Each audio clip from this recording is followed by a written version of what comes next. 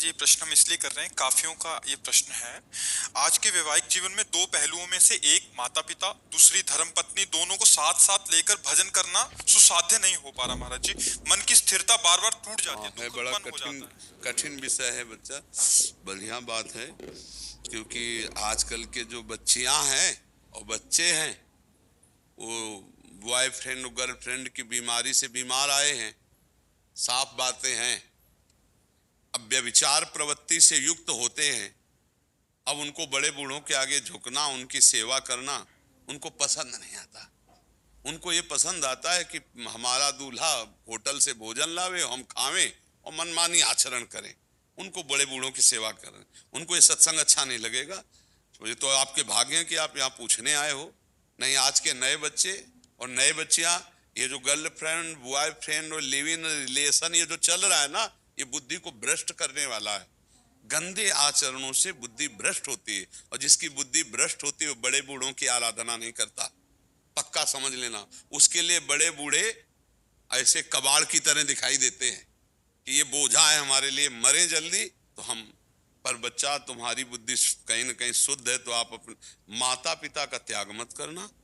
और पत्नी अर्धांगिनी होती, इसलिए उसको दुख देने की चेष्टा मत करना। ऐसी विवेक से चलो कि पत्नी को भी संतुष्ट कर पाओ और माता पिता की भी सेवा करो, क्योंकि पत्नी अर्धांगिनी है। उसका त्याग आपकी तरफ से उचित नहीं, धर्म नहीं कहता। और पत्नी के बस में होकर माता पिता की त्याग वृत्ति करना या कटुवचन बोलना या पिटाई करना या इस तरह के आचरण करना तुम्हें नरक ले जाएगी दोनों को। इसलिए हमारी राय है कि ऐसी व्यवस्था रखो कि पत्नी भी संतुष्ट रहे और माता पिता की भी सेवा। ना पत्नी का त्याग करो ना माता पिता। अगर इस बात में वो राजी नहीं है, वो आपको त्याग कर रही है, तो फिर आप माता पिता का त्याग ना करते हुए वो त्याग रही, तुम्हें तो त्याग देने दो। हमारी बात समझना। माता पिता के कोई आय का साधन है नहीं, और मैं जब कभी भी कुछ धन देना चाहता हूँ तो उसमें उनको बड़ा दुख होता है, मेरी धर्मपत्नी को। नहीं, नहीं होना चाहिए। तो इससे फिर मुझे भी दुख होता है। अब नतीजन ये बात मेरे माता पिता को पता लगी तो अब उन्होंने पैसा लेना बंद कर दिया मेरे से, और दुखी रहते हैं। नहीं नहीं नहीं बच्चा, नहीं, उनके पैर छू। नहीं उनको, नहीं नहीं नहीं, आप उनको बहुत धन्यवाद। आप अपने माँ बाप के प्रति इतने दयालु हृदय हैं, उत्साह। आप देखो, उन्होंने मुझे इस काबिल बनाया। आज मैं भारतीय वायुसेना में सेवक हूँ। हाँ बिल्कुल बिल्कुल। लेकिन आपको पत्नी को थोड़ा विवेकवान होकर समझाना पड़ेगा। उससे नफरत मत करना। नहीं, उसको, हाँ, उसको भी प्यार करो। अपने माता पिता के पास अर्थ पहुंचाओ और उनके पैर छू के कहो कि हमारा रोम रोम, एक एक बूंद खून आपकी सेवा के लिए। आप अगर नकारेंगे तो ठीक नहीं रहेगा। कि देखो, तुम्हारी पत्नी भी ना नाराज हो और तुम्हारे माता पिता की सेवा बने।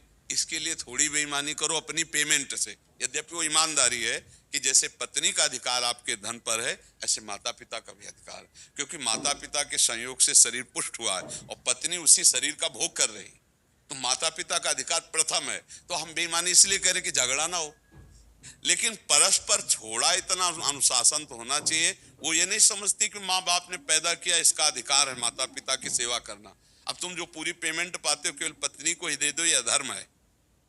तुम्हारे माता पिता यदि और भाई सब सुविधा सेवा कर रहे हो तो भी कर्तव्य बनता है कि भाई 10-5 हजार जाके चरणों में रखे पैर। यही तो कर्तव्य कर्म। तो इसको संभालो आप भाई, इसको आप ही संभाल सकते हो।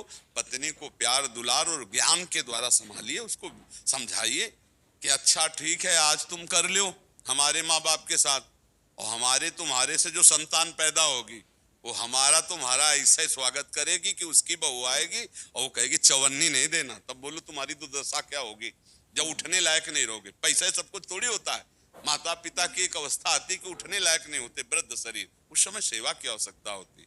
पक्का एक गांव में अपनी माता को पुराने खप्पर में मिट्टी के भोजन ऐसे डाल देते थे। बूढ़ी थी, शकील की पाती थी। तो एक दिन उसकी माँ ने ऐसे रखा तो बोले मम्मी, लड़के ने कहा जोर से मत रखो। बोले क्यों? बोले टूट जाएगा। अरे बोले टूट जाएगा तो क्या? बोले नहीं मम्मी, आपके लिए हमें रखना है। जो दादी को पवाते हो ना, इसी में आपको हम देंगे। समझ रहे हो ना? तुम्हारे आचरण, तुम्हारे बच्चों के संस्कार बनेंगे, तुम्हारे वैसे ही भोगने पड़ेंगे। तो अपनी पत्नी को प्यार में बहुत ताकत है, प्यार से सुधार लो, विवेक से सुधार लो, पर माता पिता की सेवा न छोड़ना। ठीक है? हाँ, इसका मतलब नहीं समझना, निगेटिव मत ले जाना। कल हमारे बच्चे होंगे, अगर हमारे साथ ऐसा व्यवहार करें तो क्या उचित रहेगा? तो हम भी तो किन्हीं के बच्चे, उनकी सेवा करनी चाहिए। ये आजकल सबसे बड़ी समस्या हो रही कि नवीन बच्चे माता पिता की सेवा नहीं करना चाहते, बहुएं सास ससुर की सेवा नहीं। बड़ी दुर्दशा है बूढ़ों की। ये आधुनिक पढ़ाई लिखाई बहुत है बुद्धि भ्रष्ट किए, नशा करने लगे नए नए बच्चे, बूढ़े बाड़ों को मारते हैं, उनकी सेवा नहीं करते। आप तो धन्यवाद है कि आप अपने माता पिता की सेवा के लिए सोच रहे हो। हम बार बार ये बातें इसलिए रख रहे हैं कि हमारे समाज को आवश्यकता है आज बूढ़ों की सेवा की। कई ऐसे हमने बूढ़े देखे जिनको घर से निकाल दिया गया है और एक पैसा नहीं और चलने लायक नहीं है। बहुत उनको भगवान की तरह सेवा करनी चाहिए। बूढ़ों को आशीर्वाद जानते हो, भगवान का आशीर्वाद होता है, क्योंकि असमर्थ होते बूढ़े माता पिता।